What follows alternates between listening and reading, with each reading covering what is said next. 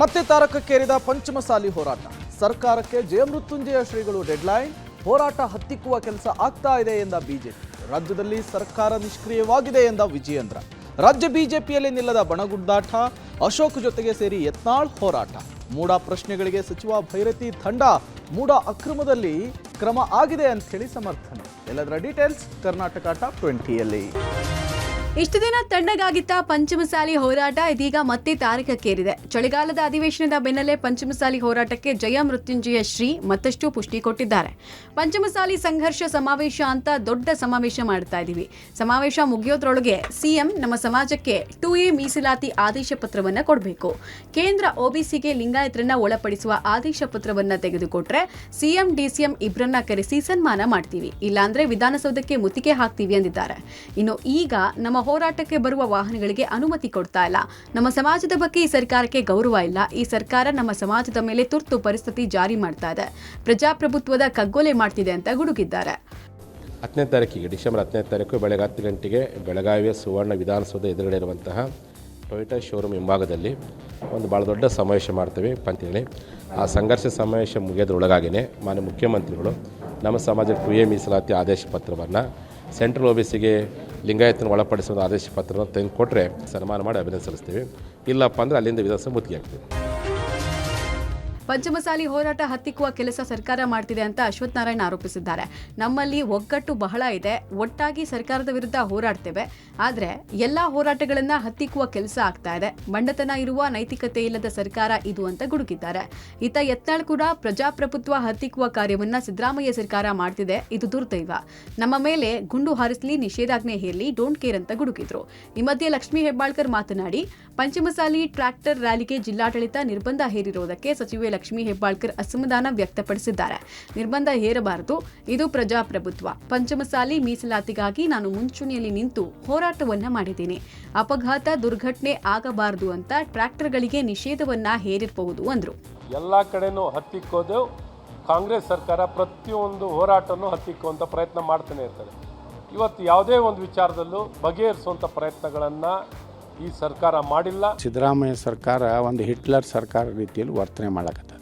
ಈ ಸರ್ಕಾರ ನಮ್ಮ ಮೀಸಲಾತಿ ವಿಚಾರದಲ್ಲಿ ಈ ರೀತಿ ದಬ್ಬಾಳಿಕೆ ಮಾಡಿದ್ರೆ ಅದು ಸರಿಯಾದ ಬುದ್ಧಿ ನಮ್ಮ ಕೈಗೂ ಅಧಿಕಾರ ಬರ್ತದೆ, ಜನರ ಕೈಗೆ. ಟ್ರ್ಯಾಕ್ಟರ್ಗಳಿರ್ತವೆ, ಚಕ್ಕಡಿಗಳಿರ್ತವೆ. ಸೊ ಈ ಎಲ್ಲ ಕಾರಣದಿಂದ ಏನೋ ಈ ಕ್ರಮ ತೆಗೆದುಕೊಂಡಿದ್ವಿ. ಅದಕ್ಕೆ ನನಗೂ ಕೂಡ ಅಸಮಾಧಾನ ಆಯಿತು. ಈ ರೀತಿ ಮಾಡಬಾರ್ದು. ಚಳಿಗಾಲದ ಅಧಿವೇಶನದಲ್ಲಿ ಉತ್ತರ ಕರ್ನಾಟಕದ ಸಮಸ್ಯೆಗಳಿಗೆ ಪರಿಹಾರ ಸಿಗುತ್ತೆ ಎಂಬ ನಂಬಿಕೆ ಇಲ್ಲ ಅಂತ ಬಿಜೆಪಿ ರಾಜ್ಯಾಧ್ಯಕ್ಷ ವಿಜಯೇಂದ್ರ ಹೇಳಿದ್ದಾರೆ. ಬೆಳಗಾವಿಯಲ್ಲಿ ಪಬ್ಲಿಕ್ ಟಿವಿ ಜೊತೆ ಮಾತನಾಡಿ ರಾಜ್ಯ ಸರ್ಕಾರ ಉತ್ತರ ಕರ್ನಾಟಕ ಸಮಸ್ಯೆಗಳಿಗೆ ಸ್ಪಂದಿಸುತ್ತಿರುವುದು ಕೇವಲ ಬೂಟಾಟಿಕೆ, ಈ ಬಗ್ಗೆ ಗಂಭೀರ ಚರ್ಚೆ ಆಗುವುದಿಲ್ಲ ಅಂತ ಕಿಡಿಕಾರಿದ್ದಾರೆ. ರಾಜ್ಯದಲ್ಲಿ ಸರ್ಕಾರ ನಿಷ್ಕ್ರಿಯವಾಗಿದೆ. ಶಿಶುಗಳ ಮರಣ, ಬಾಣಂತಿಯರ ಸಾವು, ರಾಜ್ಯದಲ್ಲಿ ಬಿರುಗಾಳಿ ಎಬ್ಬಿಸಿರುವ ವಕ್ಫ್ ಆಸ್ತಿ ವಿವಾದದ ಬಗ್ಗೆ ಚರ್ಚಿಸುತ್ತೇವೆ. ಬಾಣಂತಿಯರ ಸಾವುಗಳ ಬಗ್ಗೆ ಸರ್ಕಾರ ಬೇಜವಾಬ್ದಾರಿತನದಿಂದ ವರ್ತಿಸಿದೆ. ಇನ್ನು ಪಂಚಮಸಾಲಿ ಹೋರಾಟಗಾರರ ಅಹವಾಲನ್ನು ಸರ್ಕಾರ ಸ್ವೀಕರಿಸಬೇಕು ಅಂತ ಆಗ್ರಹಿಸಿದ್ದಾರೆ. ಗ್ಯಾರಂಟಿಗಳಿಂದ ರಾಜ್ಯದ ಜನ ಆನಂದದಲ್ಲಿದ್ದಾರೆ ಎಂಬ ಭ್ರಮೆಯಲ್ಲಿದ್ದಾರೆ. ಆನೆ ನಡೆದದ್ದೇ ದಾರಿ ಅಂತ ತಿಳಿದುಕೊಂಡಿದ್ದಾರೆ. ದುರ್ಘಟನೆಗಳು ನಡೆದಾಗ ಸರ್ಕಾರ ಜವಾಬ್ದಾರಿಯಿಂದ ನಡೆದುಕೊಳ್ಳಬೇಕು ಎನ್ನುವ ಮೂಲಕ ಆಕ್ರೋಶ ಹೊರಹಾಕಿದ್ದಾರೆ. ಇವೆಲ್ಲವೂ ಬೂಟಾಟಿಕೆ. ಉತ್ತರ ಕರ್ನಾಟಕದ ಸಮಸ್ಯೆಗಳಿಗೆ ಉತ್ತರವನ್ನ ಕಂಡುಕೊಳ್ಬೇಕು ಅನ್ನತಕ್ಕಂಥ ಪ್ರಾಮಾಣಿಕ ಕಳಕಳಿ ಮೊದಲು ಮುಖ್ಯಮಂತ್ರಿಗಳಿಗಿರಬೇಕು, ಮಂತ್ರಿಮಂಡಲಕ್ಕಿರಬೇಕು. ಇಡೀ ರಾಜ್ಯದಲ್ಲಿ ಒಂದು ಬಿರುಗಾಳಿಯನ್ನು ಎಬ್ಬಿಸಿರ್ತಕ್ಕಂಥ ವಕ್ಫ್ ಘಟನೆಗಳೇನು ನಡೆದಿದೆ. ಮತ್ತೊಂದು ಕಡೆ ಗರ್ಭಿಣಿಯರು ಇವತ್ತು ಮೃತರಾಗಿರ್ತಕ್ಕಂಥದ್ದು ರಾಜ್ಯ ಸರ್ಕಾರದ ಒಂದು ಬೇಜವಾಬ್ದಾರಿತನದಿಂದ. ತನ್ನ ಗ್ಯಾರಂಟಿಗಳಿಂದ ರಾಜ್ಯ ಸುಭಿಕ್ಷವಾಗಿದೆ, ಭಾಳ ಜನರು ಆನಂದದಲ್ಲಿದ್ದಾರೆ, ಬಡವರು ಕೂಡ ಭಾಳ ಆನಂದದಲ್ಲಿದ್ದಾರೆ ಅನ್ನುವ ಭ್ರಮೆನಲ್ಲಿ ರಾಜ್ಯ ಸರ್ಕಾರ ಇದೆ. ರಾಜ್ಯ ಬಿಜೆಪಿಯಲ್ಲಿ ಬಣ ತಿಕ್ಕಾಟ ತಾರಕಕ್ಕೇರಿದೆ. ಚಳಿಗಾಲದ ಅಧಿವೇಶನದಲ್ಲಿ ನಾಯಕರುಗಳು ಸರ್ಕಾರದ ವಿರುದ್ಧ ಹೇಗೆ ಹೋರಾಡ್ತಾರೆ ಎಂಬ ಪ್ರಶ್ನೆ ಎದ್ದಿದೆ. ಇದೇ ವಿಚಾರಕ್ಕೆ ಪ್ರತಿಕ್ರಿಯಿಸಿದ ಯತ್ನಾಳ್, ಅಧಿವೇಶನದಲ್ಲಿ ಸರ್ಕಾರದ ವಿರುದ್ಧ ಹೋರಾಟ ಮಾಡ್ತೀವಿ, ಪಕ್ಷಕ್ಕೆ ಮುಜುಗರ ತರುವ ಕೆಲಸ ಮಾಡೋದಿಲ್ಲ, ಎಲ್ಲರೂ ಒಟ್ಟಾಗಿ ಸರ್ಕಾರದ ವಿರುದ್ಧ ಹೋರಾಟ ಮಾಡ್ತೀವಿ ಅಂತ ಹೇಳಿದರು. ಇನ್ನು ಸದನದಲ್ಲಿ ಅಶೋಕ್ ನಮ್ಮ ನಾಯಕರು, ಅವರ ಜೊತೆ ಚರ್ಚೆ ಮಾಡಿಯೇ ನಾವು ಹೋರಾಟ ಮಾಡ್ತೀವಿ, ಯಾವುದೇ ಭಿನ್ನಾಭಿಪ್ರಾಯ ತೋರಿಸಲ್ಲ ಅಂತ ಹೇಳಿದರು.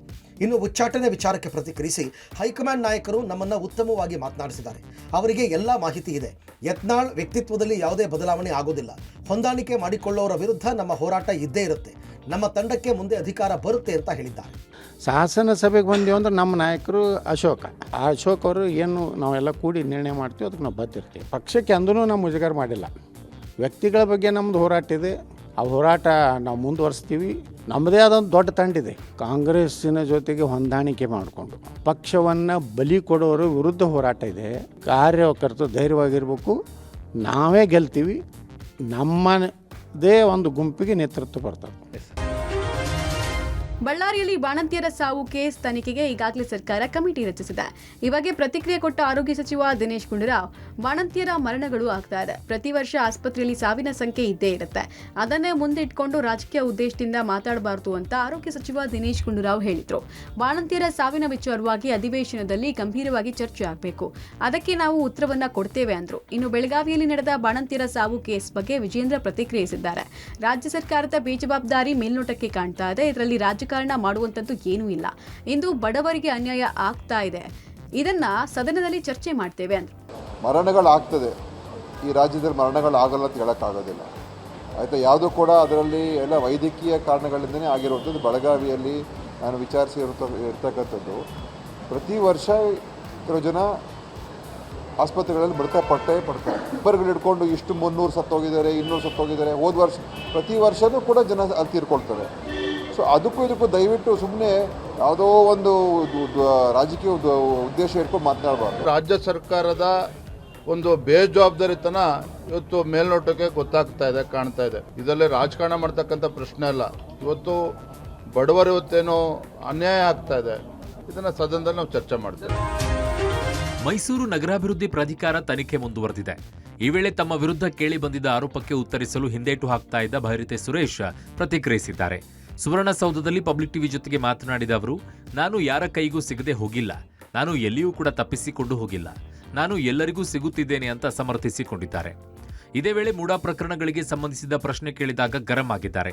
ಮೂಡಾ ಕೇಸ್ ಕೋರ್ಟ್ನಲ್ಲಿದೆ, ನಾನೇನು ನೇಣು ಹಾಕಿಕೊಳ್ಳೋಕ್ಕಾಗುತ್ತಾ ಅಂತ ಅಸಹನೆಯನ್ನ ವ್ಯಕ್ತಪಡಿಸಿದ್ದಾರೆ. ಎಲ್ಲವೂ ಸುಳ್ಳು. ನನ್ನ ವಿರುದ್ಧ ಲೋಕಾಯುಕ್ತ ವರದಿ ಕೊಟ್ಟಿಲ್ಲ. ಯಾವ ಅಧಿಕಾರಿ 144 ಫೈಲ್ ತೆಗೆದುಕೊಂಡು ಹೋಗಿದ್ದಾರೆ? ನಾನು ಅಲ್ಲಿಗೆ ಹೋಗಿದ್ದೆ ಅಂತ ಯಾರು ಹೇಳಿದ್ದಾರೆ ಅಂತ ಕಿಡಿಕಾರಿದ್ರು. ಇನ್ನು ಮೂಡಾ ಆಯುಕ್ತ ದಿನೇಶ್ ಸಸ್ಪೆಂಡ್ ಮಾಡಿದ್ದು ಮೂಡಾ ಅಕ್ರಮದಲ್ಲಿ ಕ್ರಮ ಕೈಗೊಂಡಿದ್ದೇವೆ ಎಂಬುದನ್ನೇ ಸಚಿವರು ಸಮರ್ಥನೆಯನ್ನ ಮಾಡಿಕೊಳ್ತಾ ಇದ್ದಾರೆ. ಲೋಕಾಯುಕ್ತ ವರದಿಯಲ್ಲಿ ಬಹಿರಂಗ ಆಯ್ತು ಅನ್ನೋ ವಿಚಾರ ಯಾವಾಗ ಆಯ್ತು? ನನ್ಗೆ ಅರ್ಥ ಆಗ್ತಾ ಇಲ್ಲ. ಯಾವಾಗ ಆಯ್ತು? ಸುಳ್ಳು, 100ಕ್ಕೆ 100 ಸುಳ್ಳು. ಕಮಿಷನರ್ಗಳ ಸಸ್ಪೆಂಡ್ ವಿಚಾರದಲ್ಲಿ ಮಾಡಿದ್ವಲ್ಲ, ಅಲ್ಲಿ ವಾಪಸ್ ತಕ್ಷಣ ರಿವೋಕ್ ಆಯ್ತು. ಅದು 3 ತಿಂಗಳಾದ್ಮೇಲೆ ರಿವೋಕ್ ಮಾಡ್ಲೇಬೇಕಲ್ಲ. ಯಾರಿಗೆ? ನಿನ್ಗೆ ಸಿಗ್ತಾ ಇದ್ದೀನಲ್ಲ, ಎಲ್ಲಾರ್ಗೂ ಸಿಗ್ತಾ ಇದ್ವಿ ಸುಮ್ನೆ. ರಾಜ್ಯದಲ್ಲಿ ಬಿಪಿಎಲ್ ಕಾರ್ಡ್ ಗೊಂದಲ ಸಾಕಷ್ಟು ಸದ್ದು ಮಾಡಿತು. ಬಿಪಿಎಲ್ ಕಾರ್ಡ್ ಫಲಾನುಭವಿಗಳು ಅಕ್ಕಿಯೂ ಸಿಗದೆ, ಇತ್ತ ಅನ್ನಭಾಗ್ಯದ ಹಣವೂ ಬಾರದೆ ಸಂಕಷ್ಟಕ್ಕೆ ಸಿಲುಕಿದ್ರು. ಇದೀಗ ಎಪಿಎಲ್ಗೆ ಬದಲಾವಣೆ ಮಾಡಲಾಗಿದ್ದ ಕಾರ್ಡ್ಗಳನ್ನ ಮತ್ತೆ ಬಿಪಿಎಲ್ಗೆ ವರ್ಗಾಯಿಸಲಾಗಿದೆ.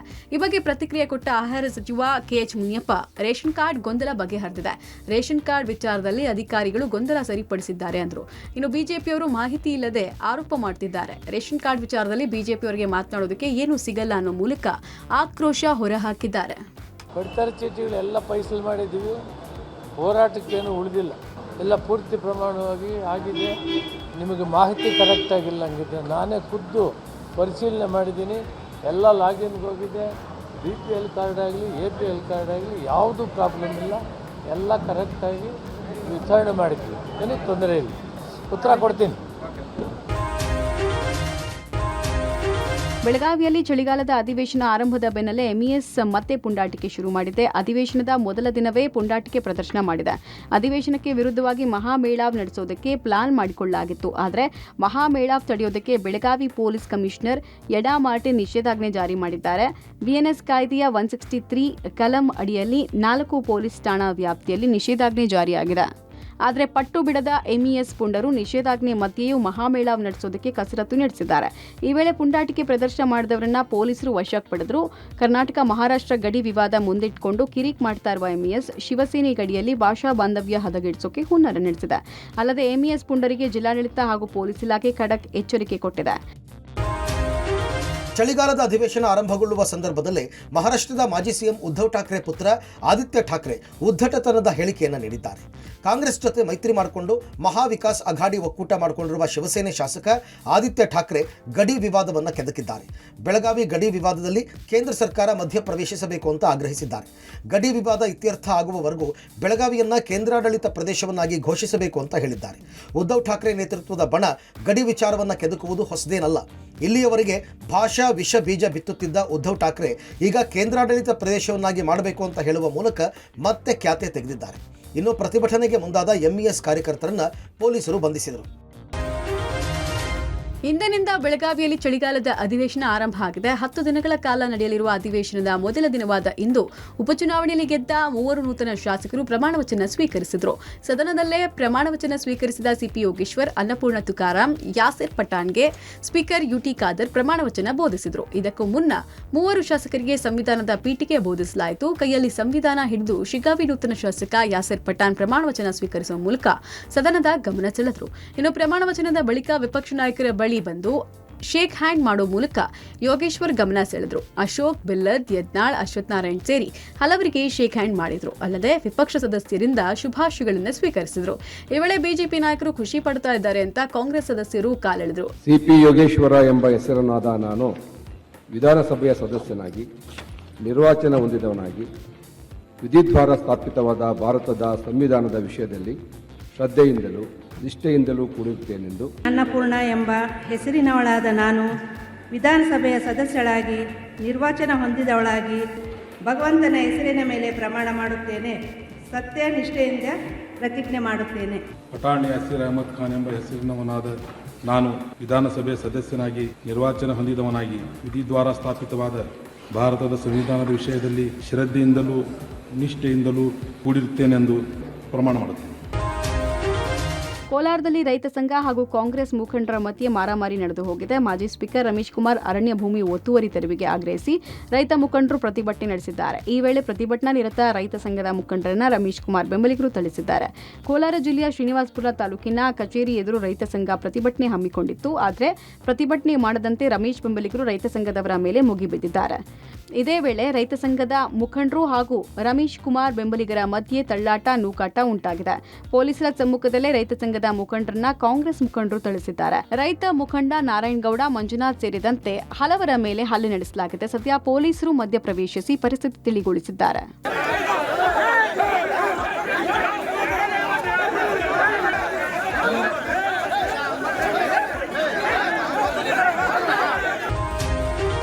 ಮಂಡ್ಯದಲ್ಲಿ ಸಾಹಿತ್ಯ ಸಮ್ಮೇಳನ ಹಿನ್ನೆಲೆಯಲ್ಲಿ ಬಾಡೂಟದ ಜಟಾಪಟಿ ನಡೆದಿದೆ.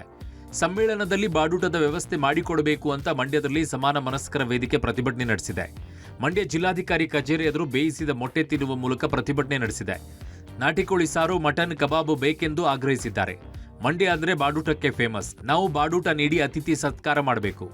ಬೇಕೇ ಬೇಕು, ಬಾಡೂಟ ಬೇಕು. ಬೇಳೆಯ ಜೊತೆಗೆ ಮೂಳೆಯೂ ಇರಲಿ, ಕೋಸಂಬರಿ ಜೊತೆಗೆ ಎಗ್ ಬುರ್ಜಿಯೂ ಇರಲಿ ಅಂತ ಘೋಷಣೆ ಕೂಗಿ ಬಾಡೂಟಕ್ಕೆ ಆಗ್ರಹಿಸಿದ್ದಾರೆ.